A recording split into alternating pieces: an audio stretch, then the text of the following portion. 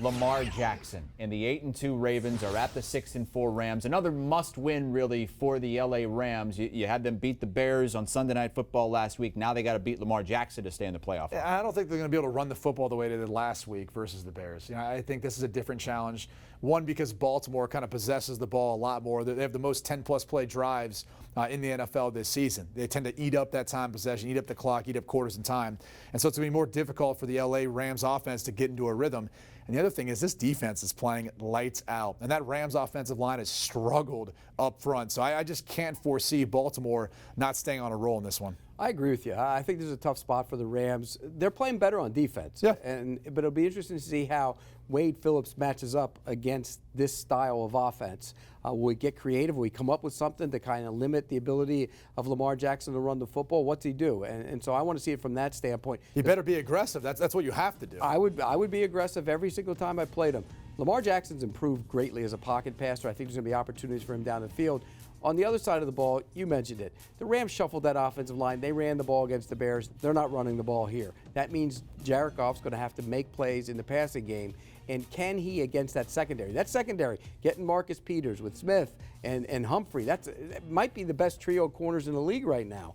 And that's saying something. They can cover. I'm so glad you brought up my man Marcus Peters, because we almost forget. He started the season in LA. He was with the Rams. It's a homecoming for him of sorts. And he says it doesn't matter, though. Well, whatever. You can say it doesn't matter, but there might be a little. Well, look, he's got to be happy with where he's at, because he's playing much better football in that scheme with Don Martindale than he was under Wade Phillips. Yeah, I think this is a bad spot for the Rams. I think the Ravens are on a roll. I think they go in there and physically beat up the Rams in this game. They are 4-0, the Ravens, since they traded for Marcus Peters, only giving up 14 points per game. I'm having a hard time deciding which quarterback I want to watch more now. I thought it would be Patrick Mahomes coming into the season as the quarterback I want to see the most. Now, the Chiefs are on a bye. If you had one choice to watch one quarterback in the NFL right now, who is more electrifying? Who gets your eyes, Patrick Mahomes or Lamar Jackson? No, it's Lamar Jackson, because of the runs and the spins and the way he goes about doing it. Patrick Mahomes will make some throws or buy sometimes and create, and it makes you say, wow. But,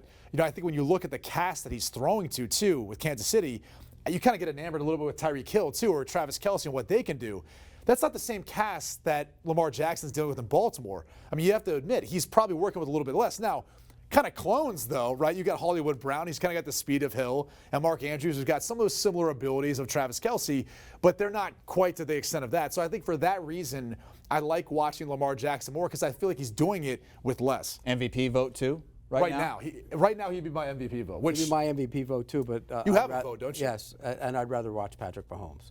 Wow. I'm still old Last year, you were up here crying about how he's trying to throw left-handed. No, I don't like that. Just throw the ball like a regular. Hey, by the way, Lamar Jackson showced a little bit, dipping the arm down and throwing some different I'm still angles. a little bit old school. I like my quarterback to stand in there and fire rifle shots all over the place. And Mahomes, granted, he moves outside the pocket, but some of the throws he makes, you just sit there and you go, wow.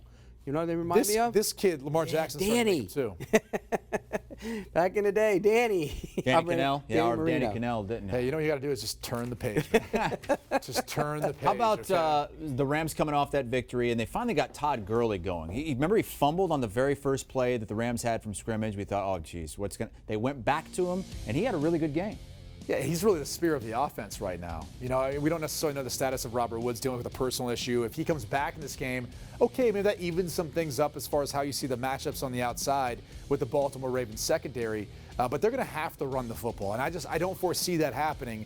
I think if Baltimore takes one thing away, it's going to be Gurley in this game. Probably not getting Brandon Cooks either, so they're really limited as far as the big plays we're accustomed to see this offense generating. You know what we're finding out, too? We're finding out that this offense doesn't function when all those receivers aren't in there. It's a different offense. Cooper Kupp is a 2, not a 1. And he's finding that out, handling himself as a 1. You need better protection, too. I agree. They haven't protected the quarterback very well. Because those special guys you're talking about separate easier.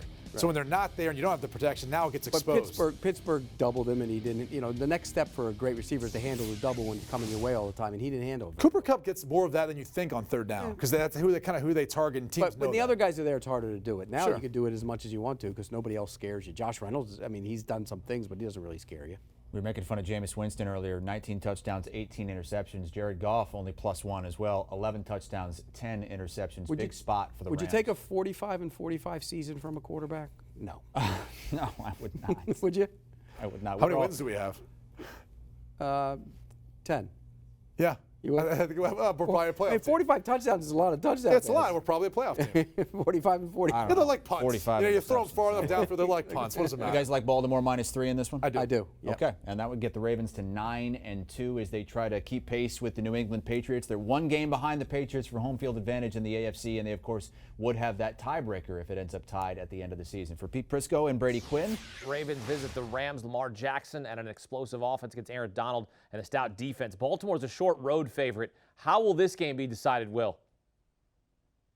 Yeah, this is kind of scary because you don't want to fade the Ravens and Lamar Jackson. I mean, he's just playing too well right now. But this is a pick 'em on the look ahead line, and now it's the Rams +3. That's a huge swing.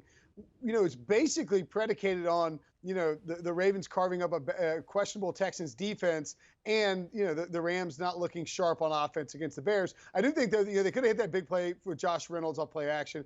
Could have had that big play to Cooper Kupp. Jared Goff's stats could end up being really good, except for a few fluke things there. I think they actually produced some against this Ravens defense, but I think it's mostly going to be an under spot here. I don't think we'll see a ton of points. I like the Rams to win outright. I think they'll surprise some people. Wade Phillips' defense has really come together nicely, and I think they can slow down Lamar Jackson a little bit. I think the Rams steal a shocker of a game on Monday night here. All right, Will, appreciate it. Let's recap where Will wants you to go. He likes Houston at home against Indianapolis. Likes Dallas on the road to New England. Likes Green Bay. And he likes Baltimore as well. His get it while hot, Miami at Cleveland over 44.5. Baltimore, road favorites, which has sort of been the stay away in the NFL. But they're a road favorite, 3-point favorites on the road at L.A. Rams played Sunday Night Football. They won, but they weren't impressive. Now they play Monday Night Football. 46.5 is the total. What are you going to do? The Ravens have just been blowing everyone out of the water. Until I see a defense that can actually slow down Lamar Jackson, there's just no way I can bet against them, especially when they're only have to win by more than 3 points. So I love the Ravens in this spot. And plus, look, we've watched the Rams offense play the last couple weeks. If the Ravens score 24, 27 points, there is no way Jared Goff and that offense is going to be able to keep up. So I love the Ravens in this spot. There you go, John. Excellent work. Let's take a look what he wants you to do. 3 road teams. The only favorite at home that he likes, 49ers. Everybody else road. He thinks Dallas is going to win outright. He thinks Indy's going to win outright. Says take him on the money line. And then he likes Baltimore. But his get it while it's hot, that's going to change. Right now, take Philly against Seattle. That line will certainly move.